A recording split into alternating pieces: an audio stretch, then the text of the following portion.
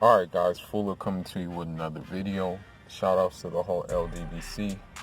Um, if you want to, and if you like this content, please feel free to subscribe to my channel. Also hit the bell icon so you can be in the loop for new content to come, basically. So in this video, man, I kind of want to shift from boxing and go to some soccer, aka football, basically. There's been a couple of developments, man. Everybody knows me to be a Barcelona fan. I've been liking the team since basically Brazilian Ronaldo was there. Been liking the team since like Luis Figo was there. And I definitely started like really, really liking the team when you had the trio of Ronaldinho, Eto'o, and Messi for that short period of time. Now, I want to go ahead and tap into something that developed there, and I can only hope that in this development, it's going to basically be something that's going to actually work and actually be something that actually stays, and that the person involved doesn't end up in obscurity, because, as it stands right now, it's happened so many times, it's happened over and over and over again. But, because of Barcelona's injury crisis, because you have Ousmane Dembele injured, you have Luis Suarez injured, you have I believe even Messi is injured as well. You have all these injuries. So what Barca did is they actually got a youngin from the youth academy to step up.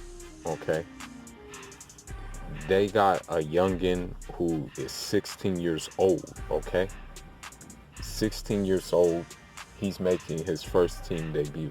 Okay, now this is kind of a big deal, man, because I'm not gonna lie to you, man. There's been dudes from the youth academy and they just fall into obscurity, man, when they get to the first team. Is for whatever reason. I don't know why, but I don't know. I hope to God that, this guy by the name of Ansu Fati will not be in that predicament, because you have okay, I can name so many guys who came up through the La Masia. They come up through the La Masia and then they end up in obscurity, in a lower level team. You have guys like Isaac Cuenca, who came up but didn't do anything. You have guys like Gerald Defalu, who came up, didn't do anything. You got guys like Adama Traore, came up, now he's in England playing for Wolves. You have guys like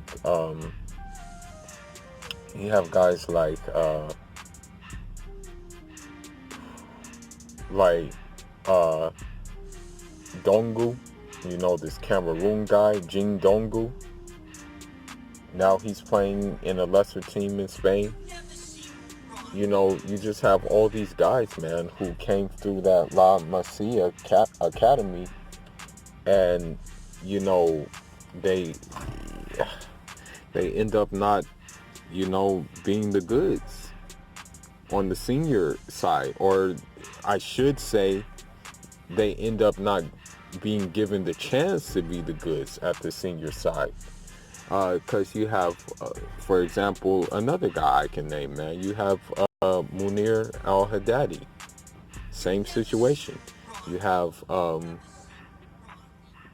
who else? You have, I'm trying to think who else. You have another Moroccan dude. His name was I think it was Abu Ayub. Same thing, he left, but he left before he went to the pros or whatever the case may be. You have another Moroccan, Mohamed Oriachi. I don't know if he's playing in Stoke or not, or what he's doing. I don't know what the heck he's doing, but he was another dude in Barcelona who, was supposed to be shown promise. So you have all these dudes, but yet the same result applies to them. They don't get a look in. So I'm just hoping that this doesn't happen to our guy Ansu Fati. Now, a little bit about him. He's 16 years old. He actually was first signed to Seville, because that's where his pops settled at. He settled by Seville. So, yeah, he settled over there. And what happened was that he actually was approached by Real Madrid. Now, Real Madrid was offering more money, and the thing is about, this whole situation is his father didn't even know how good his son was. He didn't even know his son was like whacking dudes left and right, just embarrassing dudes. As a matter of fact, a footage just came out right now that shows him actually whacking Ivan Rakitic.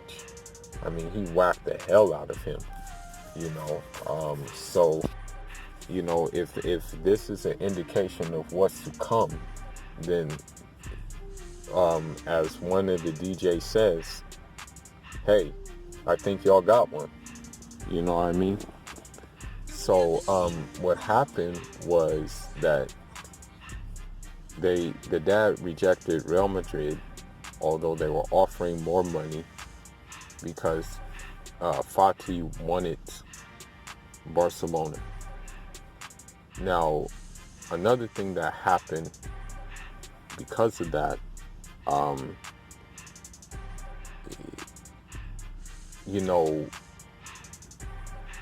already he's kind of been through some of the hurdles that come in the career.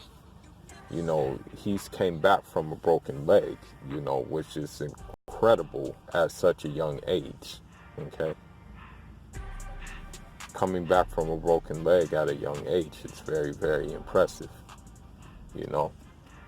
Now, his father, though, however, was kind of, I guess you can say, pressing the line on Barcelona, man, because he was of the impression that his son was not being moved along as quick as he would like to have him moved along. So he was like, you guys need to move him along quicker, man, or we're gonna leave. They were threatening to leave. And then another crazy thing about it is that he was out of contract when they were threatening to leave. But I guess he got promoted to Barcelona B club, and then now he's at the point of making his debut. Now, the thing is that stands out to me about this kid is that he's not like your conventional Barcelona forward. He's not like your Barcelona forward who basically doubles as a midfielder, doubles as a playmaker, doubles as a one to set the table for other dudes to eat. He doesn't do that. Like, his main thing is scoring goals. Like, he's into just goal scoring. Like, that's his main numero uno thing to do, goal scoring. I mean, it's gotten him criticism at times. Certain times they say that oh, this dude is too selfish. He's not passing the ball. And with that being said, that's where the criticisms have came for him, because there may be someone